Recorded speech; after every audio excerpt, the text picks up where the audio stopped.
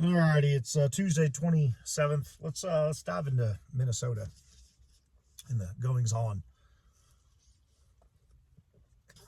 I had so many people reach out, ask, "Hey, when are you gonna make a video? What are you gonna do? What are you gonna say?" I don't think I'm gonna have a very popular opinion today. For some, for others, they'll be right in line with me, and that to me is really the critical element of all of this. It would be very, very easy right now for me to pick a side. Just pick a side and land on a side. That's not the hard thing to do. I think the challenge in all of this is to look both at the foundation and the fabric of things, look at the pillars of which we're built on, take a look at a 30,000 foot view all the way down to a 3 foot view, analyze it, dissect it, and find the truth in there.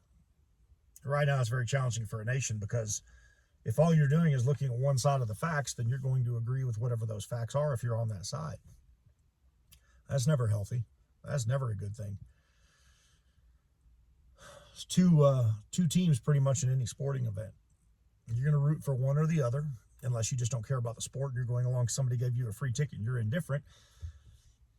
That's about the only time you're not going to get involved in the cheering side or the booing side of things. But it's a sporting event. But even in sporting events, people lose their mind. They get into fights. Things happen. Testosterone kicks in. The fight mentality goes in. Some people try to break it up. Others join the fight. It's human nature. We've been doing this since the dawn of man. I mean, there was literally Adam and Eve and Cain and Abel. And 1/4 of the population was killed on Earth. In fact, by comparison of true numbers, just those four, when 1/4 of the population was killed, that's more death than we've ever seen in the history of history since that happened. Any war, any action, anywhere. Obviously, numbers grew drastically since the creation of Earth and the four people that were originally here, but the two first brothers, one killed the other. Since the dawn of man, we've been waging war over something. Or somebody, or something, fill in the blank. So the question that I would have in all of this is, what can you control? What can I control? I can no more control what's happening in Minnesota right now than I can what that guy over there at Chick-fil-A is ordering in the drive-thru line. No, I have no bearing on his life. He has no bearing on mine. So this stuff that's in Minnesota that's unfolding right now that feels like the whole world is imploding, it's not. It's one area. It's a pocket area. And we have a lot of immigration issues in this country right now. Nobody will argue that. But at the end of the day, it's like we've come down to slow motion, slow replay video to analyze and critique a scenario so that we can point blame and fingers both directions. You're going to land somewhere. Your opinions might do this depending, but they might just do that. I look at it through the lens of, can you control it? What are you upset over? Do you have a right to be upset? Should you be upset? If you do, then you have a First Amendment that protects you, gives you the ability to do the very things that we're watching unfold right now. But how you go about it is a pillar, a bedrock of society. If you go about it unlawfully, then you're going to be treated with the law as if you're doing the very thing you're doing, and that's breaking the law. If we're starting solely with immigration, we have a lot of people in this country that are breaking the law. We have a lot of people that are funded by this country to break the law. We've got people that will tell you it's a good idea to bring more people in to break the law, to fund them, to keep driving special interest programs and welfare while we have a $38 trillion debt. That's not an argument. That's a fact. And at the end of the day, the two people that have died weren't immigrants. They were two people that died for a cause. Now, I could sit back and say they were brainwashed. I could sit back and say that they were manipulated. I could sit back and say they were pushed, because I believe most of that would be true. But there's also a human element in it. What if it was just their passion? What if none of that stuff was true, but they just felt called through the righteous pursuit of liberty, to go down and exercise their First Amendment rights. Well, that would have been well within their right, as would you, as would I. If I'm looking to just lay blame, I can lay blame on both of those people, unequivocally, without exception, for placing themselves in a situation they shouldn't have been in. And at the exact same time, two truths can exist. They absolutely had a right to go down and express their opinions and thoughts in regards to what's going on.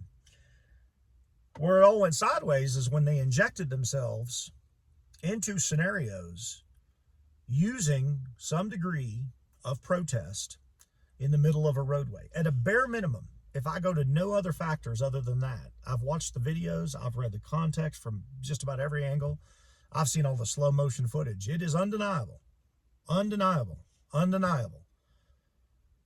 that young lady had her car parked sideways in the middle of the roadway, obstructing traffic. And it is undeniable that that gentleman was on his phone filming in the middle of a roadway. Let's just start and stop right there. Start and stop right there. How many times have you, citizen of the United States, been driving down the roadway and thought, I'm going to turn my car sideways and I'm going to impede all of traffic because I have a belief or a cause in something? How many times have you stepped into the roadway where there would be moving traffic with your phone and decided, I'm going to impede the flow of traffic and film because of my cause or my belief? If that's your thing, then you have to understand ramifications come with that. Because if I dumb this down to size for a second, whether I'm in a backcountry road out in the middle of nowhere or I'm in a city street, if I come around the corner and there's a human being standing in the middle of the roadway, I'm hitting the brakes or swerving to miss them. I'm not here to take human life. Now, I don't know the context of why they're in the middle of the roadway.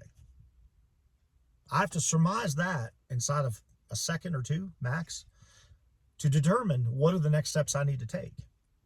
If somebody's wandered out in the middle of the roadway and they're stoned out of their mind, probably want to assist them and get them out of the roadway.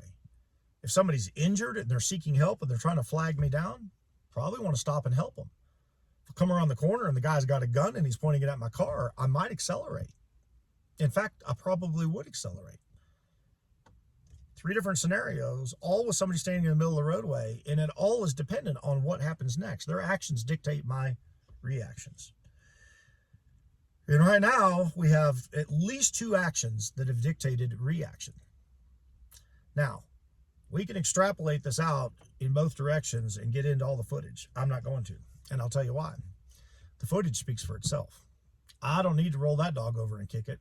You can surmise for yourself everything that you've seen, and you can make a conclusion. And I can tell you right now, depending on where you land politically, that's going to sway you. Where you land ethically, that's going to sway you. Where you land morally, that's going to sway you. Where you land with discernment, that's going to sway you. Where you land with just good old-fashioned common sense is going to sway you. But the video doesn't lie. All the way through. All the way through. And when you start seeing it from enough angles, I can tell you from a detective standpoint, there is a time where I had drawn conclusion walking up on a scene and gone, this is what I think's happened. But you know what? We turn over every rock and we ask every question. We interview every witness for a reason. Because sometimes on a rare occurrence, it's not as obvious as it appears. And sometimes there's different angles that tell a different story. And until you have all the context to do what the governor and the mayor did initially, when that first video came out of Renee Good, they were on it. I commented on this in a previous video. I said that's disastrous. That was a terrible decision. Trump administration didn't help it any either. It's 2 hands in the kitty jar fighting over the cookie at the bottom, and I'm here to tell you, it wasn't handled well, either side. You can draw your own conclusions off my opinion on that, but I'll stand on it. And I'll stand on it for 2 reasons. 1, it was preliminary, and 2, it was reactionary. And that never bodes well. Never bodes well. That's why in a football game, you see that Hail Mary pass at the end of the game? The guy reaches out with one hand, catches the ball, but were his toes inbound, were his feet in bounds, and you the whole place stops. They put it up on the Jumbotron, and 80,000 people are watching the stadium, 2 million people at home, and everybody knows as soon as they see the replay what happened. They know it. They keep evaluating, and they bring more people in to look at it. It takes 3, 4, 5 minutes, and then they come back and they make their decision. And 98% of the time, it's the right decision, but a couple percent of the time, it's not. And there's like millions of people go, what are you talking about? It's right there. We can all see it with our own eyes. And yet, but can you control that? If you were sitting in that stadium, could you control that? You can yell, you can be mad, you can do a lot of things, but can you control it? The answer is no, you cannot. You can control you. I had to look in the mirror today on something it's pretty tough to look in the mirror on. And I've been looking in the mirror for a while on it. And it comes down to one thing and one thing only. Can I control it? If I can, why am I controlling it? What's the story behind the story? Does it even matter? Or is it just bothering me personally? And what do I do with that? And that to me is a far more important question in this country right now. If Minnesota bothers you, and in some cases maybe it should. In some cases maybe you should be absolutely just ready to explode in your head because what you're seeing is so egregious and so wrong, depending on where you stand. Our pastor did a great job. I shared his sermon on my Facebook feed earlier of talking about is it love or is it law or is it both? You pro-immigration, pro-illegal immigration, pro-love, pro-law. Did a fantastic job breaking it down. I highly suggest you go find it on my feed. You see it under Grace Chapel sermon and listen to it. It's 30 minutes of your life, and I'm going to tell you right now, it helped paint a very, very clear picture on both. And I agree with both. We should love, we should have law. Because if it's just as simple, and I'm going to end here in a second, if it's just as simple as right and wrong, and we're called to love and only love, we're going to miss it either direction. Both of those things need to coexist. Otherwise, we would have pure love and lawlessness, or we would have total law and no love, in my opinion. Not everything in life is black and white, but there are some truths, unequivocal truths, that are not debatable. And at the end of the day, what I've seen come out of this thing is a lot of hatred, a lot of anger, a lot of political divide, a lot of divergence, a lot of fill it in, to the point that everybody's talking about it. You know what has happened in the amount of time since Renee Good chose to block that street and the ICE officer chose to walk around that vehicle and film it and get in front of the vehicle. And I think I was the first one to come out and say, don't ever place yourself in front of a vehicle. That scenario could have gone totally different. Take 2 steps to the right. But we all know the outcome. But since that situation occurred, I want you to know, if my math is correct, 67,000 babies have been aborted. And I bet you couldn't find a headline one on it anywhere. And before you flip your wig, and you go, what does that have to do with anything? The moral fabric of America is being torn apart right now. Our culture is being ripped apart right now. We're fighting over slow motion film in the street of Minnesota. And there's rights and there's wrongs in all of it. And there's absolutes in all of it. There's unequivocations. But the world's still spinning, man. The rest of the life of the world is still going on. And while all these people are screaming about we're separating families and doing all of this stuff, children are dying in the womb. And on top of that, people are making choices outside that are separating families. I got so tired of hearing this in the last few months. We're separating families. We're separating families. I'm going to tell you something right now. Every time I took somebody to jail, I separated a family. Their choice. DUI, domestic violence, assault, burglary, fill in the blank, doesn't matter. If they had kids, a wife at home, or a husband at home, I'm separating that family. Then the judge and the jury decides how long that family is separated. That's reality check, folks. I know this was a long video. I'm just trying to make sense of it from an objective standpoint from the outside looking in, saying, what can you control?